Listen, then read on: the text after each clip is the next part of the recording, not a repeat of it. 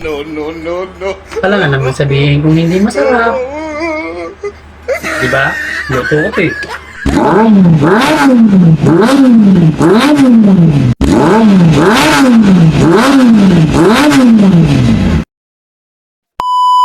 Alright, ngayong araw ay magluluto tayo ng munggo, no? Ito.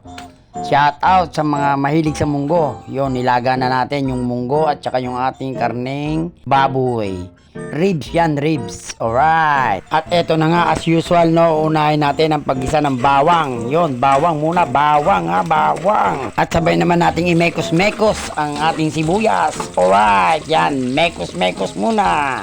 Alright. At kapag ka nakita nyo nang namumula-mula na, pwede na nating ilagay uli yung ating karne at yung munggo. Alright. Ayan, at imemekos-mekos na natin sila sa paggigisa.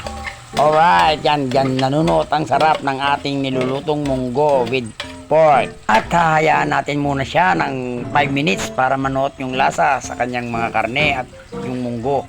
Magmekos-mekos sila. Alright.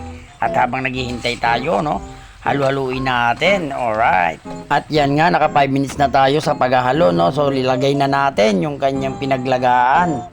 Yun yung pinaglagaan ng ating munggo at ng ating karne. Alright. At syempre, hahaluin natin yan. Imemekos-mekos uli natin, ano, para maukay natin yung pinakailalim at saka na natin titimplahan. Alright. Maglalagay na tayo ng asin, ano. Lalagyan natin siya ng konti lang muna. Syempre, baka biglang umalat. So, dadagdag na lang tayo pagkakulang. Ayun, oh. Tapos syempre hindi mawawala ang ating magic sarap. Yon ang napapasarap ng ating bawat lutuin sa araw-araw. Magic sarap, baka naman. At syempre mekos-mekos natin uli yan. Mekos-mekos uli natin para kumalat yung lasa ng ating magic sarap. Alright. So yon, atin na uli siyang tatakpan at maghihintay uli tayo ng another 10 minutes para lang maluto na. At eto na nga ang katapusan ng ating pagluluto ng ating munggo with ribs ng baboy, ano.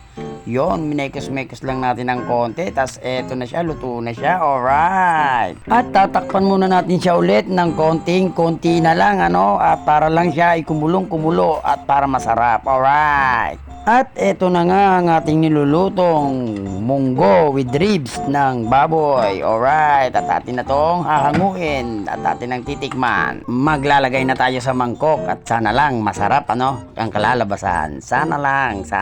Alright. Pero alam ko naman na ito'y masarap dahil itong ay luto natin, di ba? Alright. So, tikiman time na tayo. Alright. Yo, dito na tayo sa tikiman.